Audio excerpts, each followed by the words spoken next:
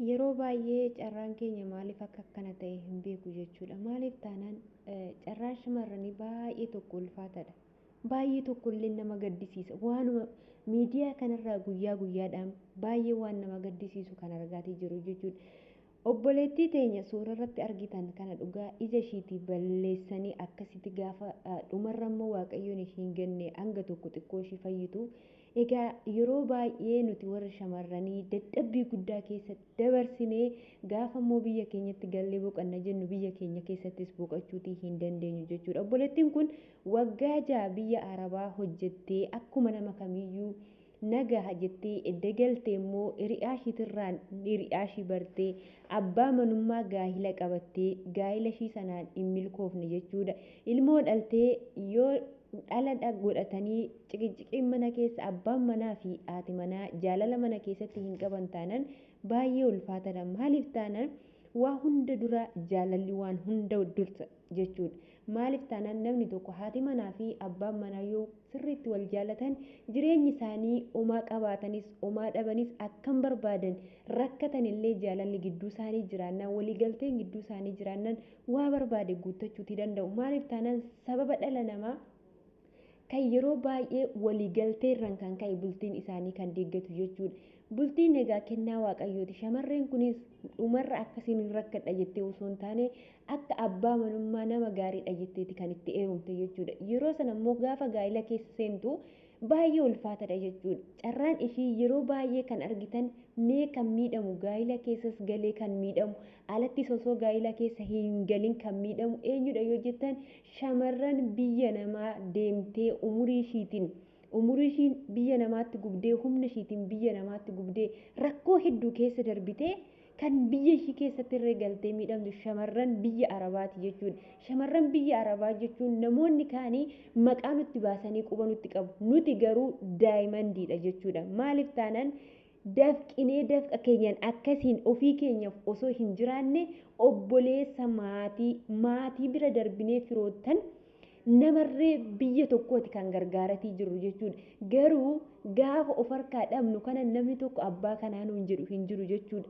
Nagaas hin gaafachuu hin daganne nagaaf jaalalli waaqayyoo haala bakka jirtanitti isiniif haa baay'atu. Obboleeyyan koo amantaa biroo taatan yoo yaashama harka fuune isiniin jechaa egaa warreen chaayinaa lama maskii fiqirii taatan akkuma na jajjabeessitan guddaa galatoomaa. Warreen immoo maamila koo hin taane kottaa sabiskiraayib gochuun maamila kootti dabalamaan isiniin jedha. Egaa viidiyoo akkuma jalqaba laaltanitti obboleettii teenya suuraa kanarratti argitan egaa haala suukaneessaa fi haala hin taane keessadha kan ishiin darbiteetii jirtu jechuudha. Daa'ima deessee gaa'ila qabattee yeroo bakka atuuf dandeessee namoonni baay'een gaafa gaa'ila qabatanii maatii isaanii irratti ol deebi'uun baay'ee caba jechuudha. Baay'ee kolfa. Maaliif jennaan sammuun isaanii baay'ee jeeqama jechuudha. Biyya namaa kana keessatti immoo biyya namaatti galtee gaa'illi siif hin taane taate taanaan sammuun kee xiqqoo baay'ee jeeqama jechuudha. Osoo ana ta'e hoo jennillee bakka kanatti of ilaaluu qabna jechuudha. Obboleettiin kun egaa akkuma ishiin kan argitan kana ijji ishii argituun namaa ayyaantudha jedhu gaafa tokko yeroo baay'ee ijji namaa argituun namaa akka qaldiitti miti kan dhangalaatu jechuudha. Obboleettiin tun edda abbaa manaa isheetirraa adda baatee baadiyyaatti galtee baadiyyaadhaa obboleettii ishii qixisuu fidattee osoo magaala keessa jiraachatii jirtu jalqaba mana hojii otoo banattuu hojii edda hojii hojjetaa otoo jirtu mana baaltinnaa sana immoo erga ulfataatee urgaan wanti garaagaraa wanti baaltinnaadhaaf hojjetamu sun urgaan fooliin namatti nama waan ta'eef ulfataatee achi keessa hojjechuutii hin dandeenye jechuudha. Kanaafuu eenyutu bakka bu'ee hojjeta yoo jettan abbaa manaati. Abbaan manaa kun immoo ofii isaatiif dafqee miti kan itti fide jechuudha. Osoo abbaan manaa jechuudha yoo abbaan manaa jedhame kan ofii isaati yoo itti dafqee finne waa takka isatti fakkaachuu hin danda'u. Obboleewwan keenya yeroo baay'ee sirriitti dhaga'uutii kan qabdan yoo abbaan manaa keessan maallaqa keessanitti yoo waan hojii itti hojjetta sanatti dafqee hin finne ta'e namni takka waan takka itti fakkaatu humni keessan jechuudha. Of eeggannoo guddaan barbaachisaadha jechuudha. Biyya namaatti humna keessan akkasiin dhangalaastanii biyya keessanitti galtanii abbaa manaa zimmi jettaniituma abbuma manaa ta'eedhaaf saffi jettanii heerumuutii hin qabdan. Namni kun nama boruuti moo nama maallaqa koo nyaatu moo nama humna koo barbaadu jettee ofii keetiif madaalirra galchiteeti malee akkuma ilmi namaa kootu sin jaaladha gaa'ila qabni jechuun itti lixuu miti. Maaf taanaan itti lixxe taanaan kan miidhamu sidha. Ammoo farkaa qabdutti si faana fayyadama hin miidhamtu. Ati immoo edda abbaa manaa godhattee daa'ima godhachuun dirqama jechuudha.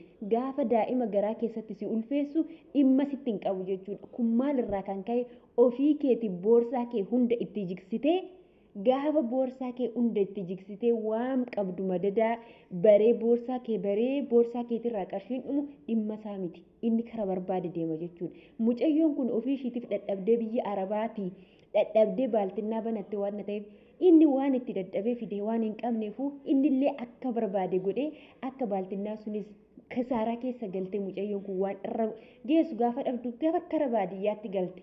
Namoonni mee kara baadiyyaa biyya Arabaa hojjettanii biyya Arabaatii edda galtanii gaa'ela qabattanii gaa'ela edda qabattanii hojii dhuunfaa keessanii banattanii waan hundumarraa gaaf milkaa'uu dadhabdan maal gooturee haati fi abbaan ofii gadi bahi namaan hin jedhan gaafa sana eessa dhaqxu kara maatitti dhaqxu jechuudha.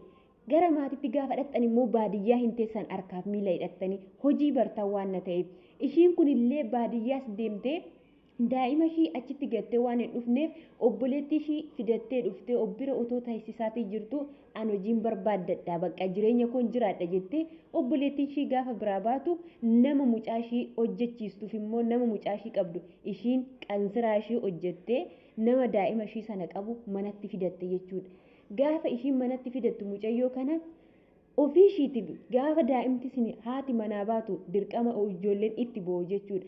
Akkuma sana obboleettiin keenya kun achinarraa qabu mucaan akka nan argine jette gaafa dhokattee ishiin baatu mucaan tasa arge mucaan dhalli ishii jechuudha. Gaafa arguu gaafa iseen boochi itti u'u jedheef itti hiyyu mucaani gaafa sana siraamikii hin beektuun kan daa'ima xiqqoo dhiisati daa'imuma nama guddaadha eenyuun kun dhagaadha waan ta'eef hangam akka nama miidhu ni beekti jechuudha.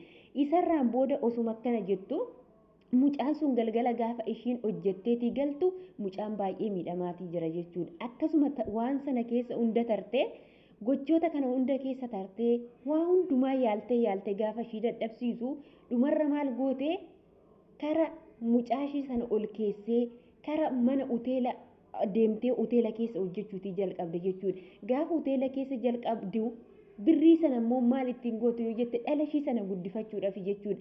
Nyaanni daa'imaa ni jira, kan sarraatanyaan mucaa qabduuf hin jira, wayyaan ni jira, waa hedduudha kan nama barbaachisu jechuudha. Manni kiraa ni jira, waa kana immoo hojjettu malee namni guyyaa mana kiraa guyyaa takkasiif hin kaffalu jechuudha. Obboleettiin keenya kun gidiraa hedduu keessa darbitee gaafa waan hundumaa gootu maal godharree Arsenaal gaafa kuwaasii ijoolleen taphatanii Arsenaal mo'atamu gaafa sana mucaan fuudhetuma burcuqqoo ijatti qadaade jechuudha. Burcuqqoon maal godhee ija ishee akkasiin tatarsaasee yaala gaaliirree hin arganne waan ta'eef booda qusuliin isa gubbaa qofa kan hodhanii waan ta'eef keessa seenee ija ishee kanarree miidhe jechuudha.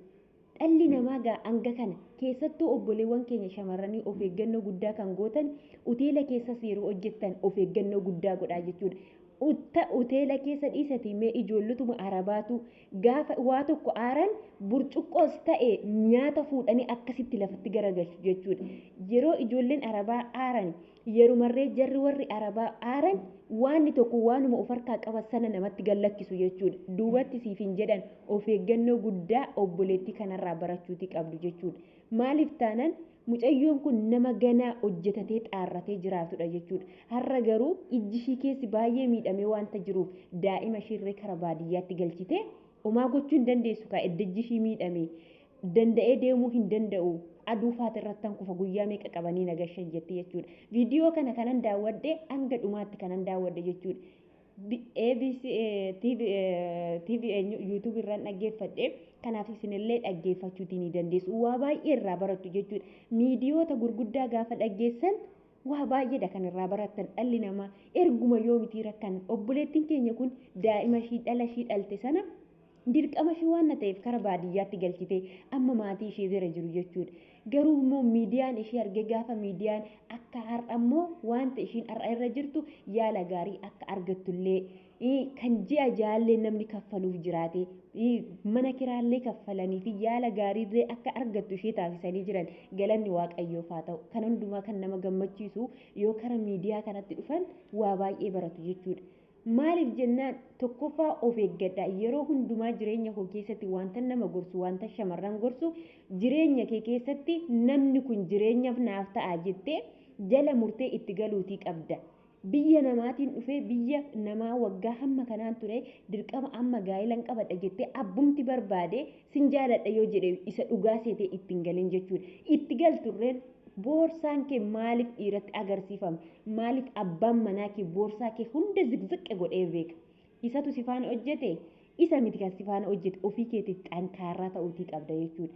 Lamin masalaachuu እኛ ከወደቅ ማንም አያነሳንም። ለምን እኛ ሁሉም ቦታ ሁሌ አረብ ሀገርም ሰርተን አገር ውስጥም ቁጭ ብለን ሰርተን ምንበላ ብራችን እኛ ሴቶች ነን። ለምንድን ነው እዋ የምንሆነው? ራሳችን መጠበቅ አለብን። ካገባን ማን ሰው ነው የምናገባው? ያ ሰው ራሱን ችሎ የሚኖረው ሰው ነው ወይስ እኔ ላይ ተሸክሞ ነው የሚኖረው ብለን ቀስ ብለን ማሰብ አለብን።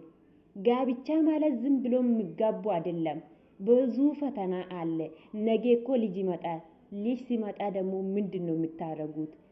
ስግደት ላይ ይሄንን አመት ቆይታችሁ ከዛ ወደ ኢትዮጵያ ሄዳችሁ እንደዚህ ስቃይ ነው የምታበሉት። ለምንድን ነው? ለምን ራሳችን አንጠብቅምኛ? ሁሌ ነው የምንለቅሰውኛ። አራይቶቼ ራሳችሁን ተጠንቀቁ። ራሳችሁን ተጠንቀቁ። ገንዘባችሁ ያዙ። ከያዛችሁ ደግሞ ዝም ብላችሁ ሁሉም ሰው እንወድሻለን ካሏቸው እሺ ብላችሁ እንዳትወደዱት። ለምን መሰለ? ጥፋታችን ራሳችን ነው። ያ ብር እንዴት ሰርተን እንዴት እንደምናመጣ እኛ ነው የምናውቀው። ጉዳትም እኛ ነው የምናውቀው። ሁሉም ሰው የአረብ ሴት ብሎ ጣቶቹን ይይዙብናል። እኛ ለምንድን ነው ሰው አይደለንም? ጭንቅላት የለንም? ምንድነው ከወንዶች የሚያነሳብን? ጭንቅላት አለኝ እኮ እጅም እግርም አለን፣ እንሰራለን ሁሉም ነገር። ወንዶቹ የሚሰሩ ስራ እኛም እንሰራለን። ለምንድን ነው ታዲያ ሁሌ ሴቶች የምንባለው? እኛ እኮ ወርቅ ነን፣ ዳይመንድ ነን። ግን ለምንድን ነው ራሳችን ከፍ አድርገን ራሳችን ለወንዶች ዘቅ እናደርጋለን? ስለዛ ያ ጊዜ ራስሽን ዘቅ ስታረጊ እነሱ ደግሞ ዝም ብሎ ላይ እንትን ያላሉ። ለምንድን ነው እንደዚህ የምናደርገው? በጣም ከባድ ነው። የሰው ሀገር ኑሮን በጣም ከባድ ነው። እዚህ ስንት ስቃይ አይተን ወደ ኢትዮጵያ ገብተን ደግሞ እንደዚህ ስቃይ የምናየው ነገር ለምንድን ነው? ራሳችን ብር ከያዝ ራሳችን እንደዚህ ጉልበታችን አልቆ ለወንድ እንደዚህ ካረግ ነው ራሱ ምን አጠፋ? እኛ ነን ጥፋተኛ። ያ ባልትና ቤት ራሳ ቢሰራ ኑሮ ያ ጊዜ ራሳን ተለውጣ ነበረ። ግን ባልየው ጉልበቱ ውስጥ ስለሌለ ራሱ አይደለም ሰርቶ ያመጣ፣ የሳ ጉልበት ነው። ምንም አያውቅም። ስለዛ ነው ያጠፋት። ለምንድን ነው እንደዚህ የምንሆነው? ራሳችን ቀደም ብለን ራሳችን ነው መጠየቅ ያለብን። ዛሬ ካገባሁት ባለቤት ከሆንኩት ነገ ልጅ ይመጣል። ለልጄ ምንድነው የሚያተርፈው? ምንድነው የሚያስቀምጠው ለልጄ ብለን ማሰብ አለብን። ምናገባው ሰው ማን ነው?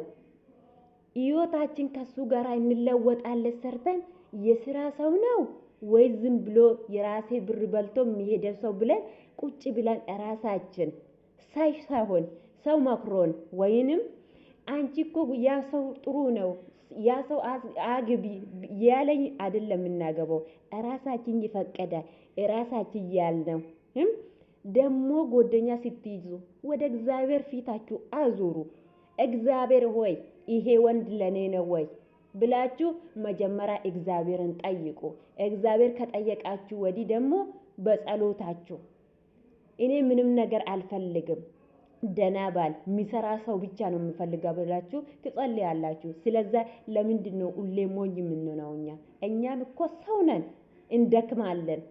የሰው ሀገርም ለፍተን ኢትዮጵያ ገብተን ራሳችን እንለፋለን። ለምንድን ነው ሁሌ እንደዚህ መልቀስ? ጥሩ አይደለም። እህቴ እንኳን እግዚአብሔር አወጣሽልሻለሁ። ሁላችንም ሰው ይሄንን መስማት አለብን። ሼር ማድረግ በቃ የሰው ትልልቆች ሚዲያ መስማት ብዙ ነገር ነው የምትለምዱት፣ ብዙ ነገር ነው የምታውቁት። ስለዛ እስከ መቼ ነው እንደዚህ የምንሆነው? እስከ መቼ ነው ሁሌ ለቅሶ፣ ሁሌ ችግር? እስከ መቼ ነው?